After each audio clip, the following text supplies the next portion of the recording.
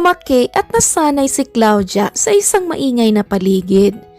Halos araw-araw kasi ay nag-aaway ang kanyang mga magulang. Bukod doon, magkakadikit din ang kanilang mga bahay doon. At kahit pag-uusap sa kabilang bahay ay rinig niya. Mas gusto pa niyang pumasok at manatili sa paaralan ng ilang oras dahil doon. Napapanatag ang loob niya. Wala siyang naririnig na bangayan at walang masyadong ingay. Bukod doon, lumaki din siyang hindi masyadong nakikihalubilo sa iba na kaidaran lamang niya. Iisa lang ang naging kaibigan niya sa buong elementarya at walang iba kundi si Gino. Ngunit nang makagraduate na sila sa elementarya, ay doon na bumalik ang pagkamalungkuti ni Claudia. Nang sabihin ni Gino na pupunta sila sa syudad para doon na mag-aral ng sekundarya hanggang sa siya ay makapagtapos. Simula nooy bumalik ang dating tahimik na Claudia at iyon ang nakalakihan niya hanggang sa makapagtapos siya, makahanap ng trabaho at nakapagawa ng sariling bahay. Naku, mukhang handang-handa ka nang lumipat sa bago mong bahay, Claudia, ha? Baka tatakasan mo na ang responsibilidad mo sa amin ng papa mo, ha? Saad ng kanyang ina nang maabutan niyang nag-iimpake ang dalaga para makalipat na kinabukasan sa bago niyang bahay sa kabilang bayan. Ma, simula nag-aaral pa ako ng elementarya, ako na po ang gumagastos para sa sarili ko. Hindi ba't kayo ang may responsibilidad sa akin? Hindi ako? Aba, nagmamagaling ka na? Porket may trabaho ka na at malaki ang sahod mo? Baka nakakalimutan mong wala ka ngayon dito kung hindi dahil sa amin ng papa mo. Hiniling ko ba na gawin niyo ako? Tsaka ano pa bang problema mo, ma? Pinatayuan ko na kayo ng bahay. May usapan na tayo na may 20 mil kayong makukuha buwan-buwan mula sa akin. Tapos ngayon na gusto kong mapag-isa para sa katahimikan ng buhay ko. Pinaparinggan niyo na naman ako? Paalala lang naman yun. Anong masama dun eh?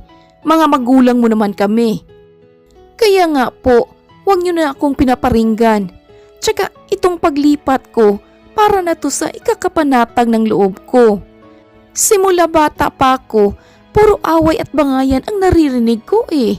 Nakapagpatayo nga ako ng bahay na malayo sa mga kapitbahay. Pero kayo ni Papa, ganoon pa rin. Noong wala pa tayong pera, away kayo ng away. Ngayong may pera na tayo, kahit papaano, away pa rin ang away. Kung hindi nyo na po gusto ang isa't isa, maghiwalay na lang po kayo, okay? Ang sungit-sungit. Okay, sige na, mag-iimpake ka na dyan. Alis na ako dito sa kwarto mo. Napairap na lamang sa kanyang mata si Claudia at hindi na nagsalita. Hindi naman sa ayaw niyang makasama ang mga magulang, pero simula pa man kasi noon ay ramdam niyang wala itong pakialam sa kanya. Siya na ang gumawa ng diskarte para sa sarili niya, pati na sa pag-aaral niya na sa awa ng Diyos ay nalampasan niya naman. Ngunit sa kabila nooy, hindi pa rin niya pinabayaan ang mga magulang. Bagkus ay mas ginawa niya pang komportable ang buhay ng mga ito bago siya magdesisyon para sa sarili niya. Kinabukasan niya'y maaga siyang gumayak sakay ang kanyang kotse. Ilang minuto lang naman ang kinaing oras bago niya narating ang bago niyang bahay. Gusto niya kasi doon dahil malapit lang sa ilog, payapa ang paligid at tahimik na noon pa may pangarap niya na. This is life. Nakapikit niyang sambit habang nilalanghap ang preskong hangin. Agad naman niyang inayos ang mga gamit sa loob at kahit papaano'y hindi na mawala ang mga ngiti sa labi ng dalaga. Dooy, makakapagbasa siya ng libro habang umiinom ng wine. Pero sa unang gabi, hindi niya na muna iyon ginawa dahil natulog muna siya ng payapa at wala na siyang naririnig na mga sigaw sa paligid. Ngunit sa pangalawang gabi, habang nasa bakuran siya sa labas ng kanyang bahay at nagbabasa ng libro, ay biglang may narinig siyang ingay na nagmumula sa kapitbahay. Abot hanggang sa bakuran ni Claudia ang ingay ng electric guitar, kaya doon na siya tumayo at walang pagdadalawang isip na sirain ang bakod na naging pagitan ng kanilang mga bahay. "Hoy! Ang ingay!" Sigaw niya habang patuloy na tinatampal ang bakod. At nang walang nakinig sa kanya, ay pumasok siya sa bahay at pumunta sa may balkonahe. Dooy nakita niya ang isang lalaki na naka-headphone pa habang papikit-pikit na nilalaro ang kanyang gitara. Kaya pala hindi ako narinig ng kumag na to ay dahil naka-headphone siya. "Hoy!" Patuloy niya pa rin pagtawag sa binata. Okay, ayaw mo ha? Lagot ka ngayon. Kumuha ng ngulin si Claudia at ibinato sa kabilang bakod pero walang epekto. Sunod ay kumuha siya ng tsinelas, plastic na bulaklak, styrofoam at kung ano-ano pa para ibato mismo sa binata pero nanatili pa rin itong nakapikit. Hindi niya na nga malaman kung ano pa ang mga kinuha niyang bagay na pwede niyang ipantapon sa binata. Hanggang sa nasapol niya na nga ito sa may ulo mismo, dahilan upang mahinto ang binata at dahan-dahang kinuha ang telang nakatakip na sa kanyang ulo. "There, buti nga sa'yo," ismid pa ni Claudia. Ngunit nang makita niyang tiningnan siya nito habang ibinabandera ang telang itinapon niya ay doon na nang laki ang kanyang mga mata nang mapagtantong hindi lang basta-bastang tela ang naitapon niya, kundi ang kanya mismong pente. "Oh my gosh, no!" Sigaw niya at dali-daling tumakbo pababa saga pinuntahan ang kapitbahay. "Open this damn door! Open it!" Sigaw niya pang muli. Pinagbuksan naman siya ng gwapong binata na nooy wala ng suot-suot na headphone. "Nasaan?" "Ha? Ang alin?" "Nasaan?" "Ang alin nga?" Ang pulang tela." "Pulang tela? You mean your undies?" "Gosh, wag mo nang i-voice out, nakakaimbierna ka. Nasaan na yun?" "Hey, this is my territory at hindi pa nga kita pinapasok oh. Besides, kasalanan ko ba kung bakit nandito yung mga basura mo?" "Excuse me? Hindi ito mga basura. Mga gamit ko to sa bahay." "Really? Bakit nandito ngayon ang mga yan sa bakuran ko? Including your... Nope! Huwag mo nang ituloy kung ayaw mong tanggalin ko isa-isa ang mga ngipin mo." "Loh, ang tapang ah. Ikaw na nga tong trespassing. Ikaw pa tong galit dyan? Bakit mo naman kasi tinapon dito ang mga gamit mo? Is that your way para magpapansin? I mean, I'm not surprised, pero you can do it in a nice way naman, diba?" "Ako? Nagpapapansin sa'yo? In your dreams." Isa pa, itong lugar na to ay para sa mga taong gusto ng tahimik na buhay. Kung gusto mong maggitara, doon ka sa loob ng bahay mo kasi i-ruin my quiet life. Yeah, lahat ng tao dito, I have their permission na. Ikaw pa nga tong baguhan eh.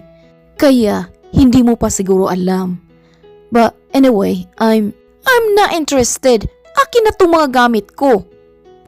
Natawa naman ang binata habang nakikitang isa-isang kinukuha pabalik ni Claudia ang mga gamit na tinapon niya kanina. "Nasaan na ang pula?"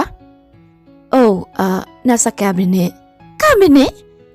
"Biro lang. Here. Sa susunod wala nang bawian." Muling biro pa niya dito nang palabas na ito sa gate niya. "Oh, wait. Before I forgot. Yung pulang tela that you're talking about, ang bango. And I wonder kung..." "Oh, shush! Sige, ituloy mo. Malilintikan ka talaga sa akin. Sinasabi ko sa'yo." "Loh, itatanong ko lang naman sana kung anong detergent ang gamit mo para mai-recommend ko din sa laundry shop na pinupuntahan ko." Hindi na sumagot pa si Claudia at nagmamadali na lamang itong umalis sa harapan ng binata.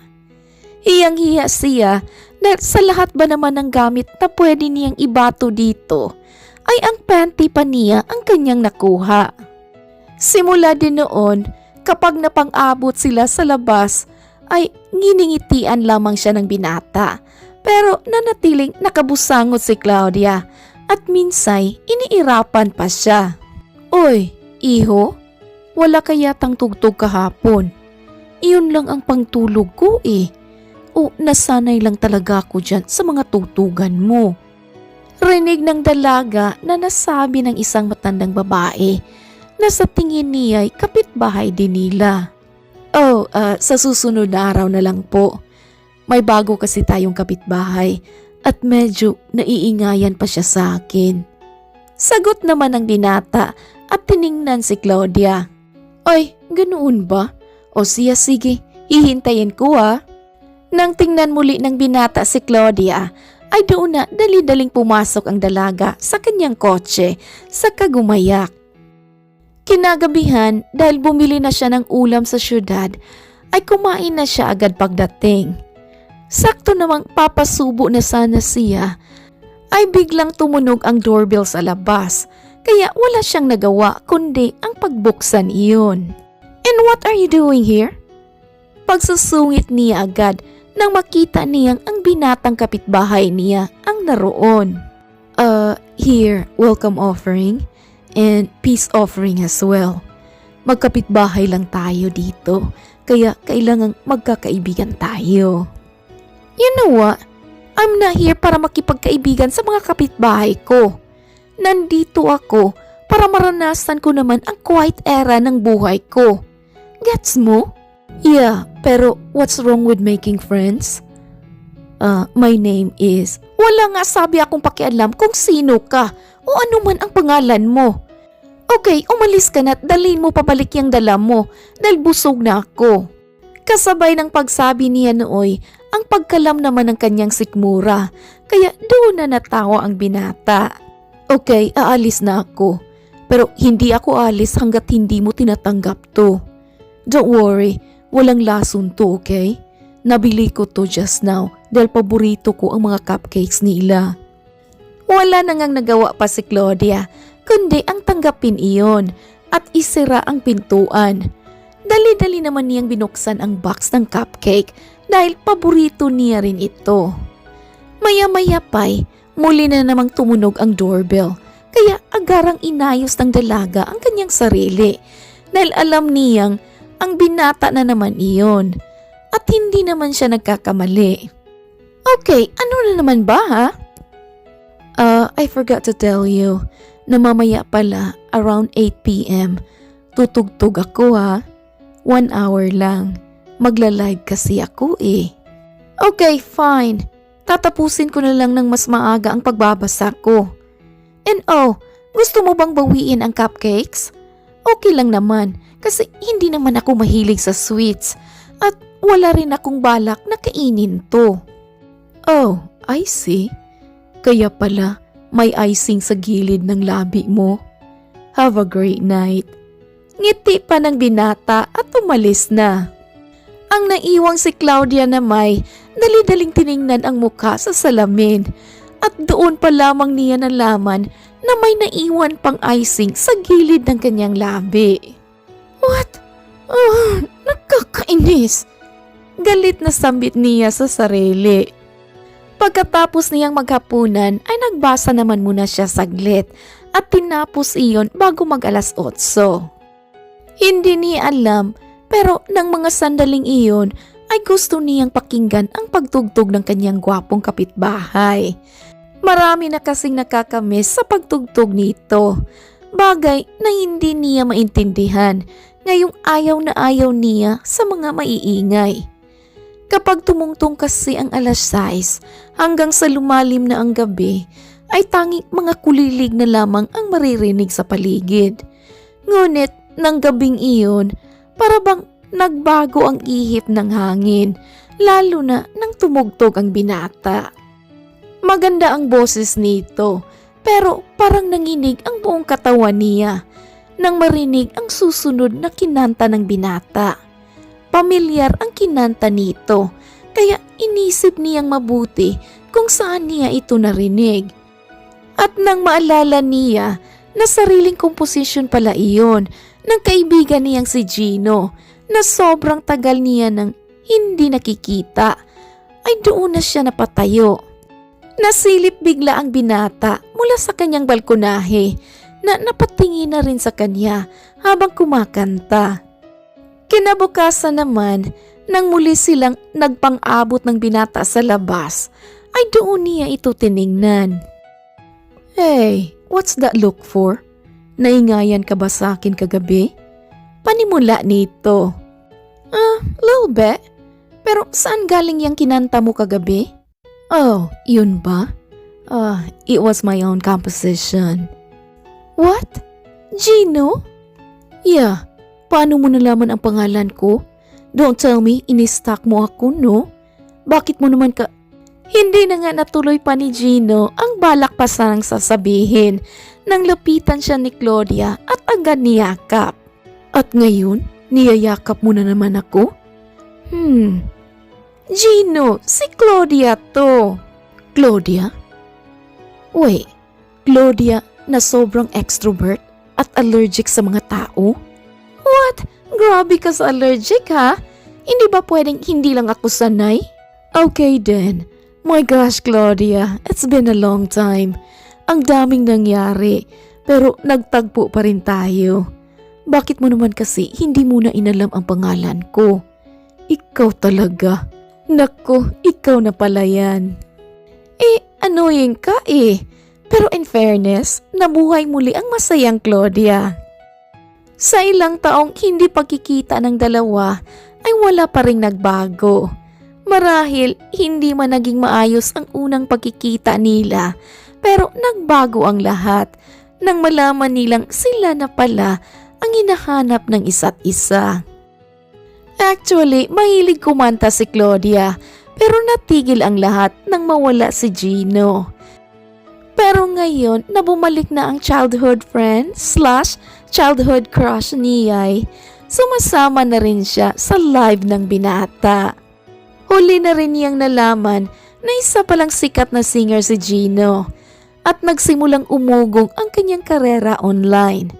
Kadalasan din sa mga video ng binata online ay nagsasabi ito na dedicated ang lahat ng komposisyon niya para sa childhood friend niyang si Claudia.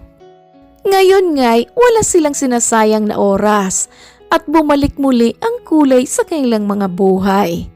Bukod doon, kung dati ay ayaw ng dalaga ang maingay, ngayon may isa na siyang paboritong ingay na lagi niyang naririnig.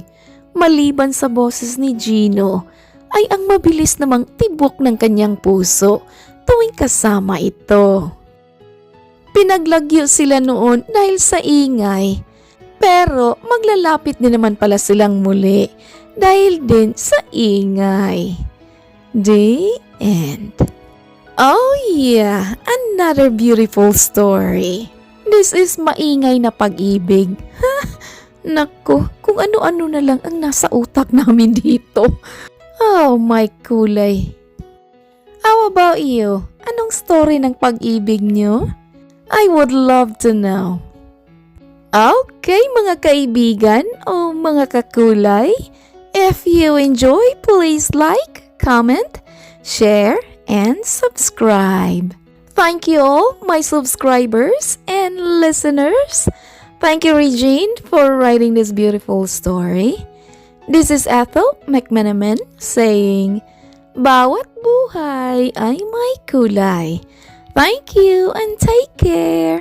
Daghan kayong salamat. See you sa next story.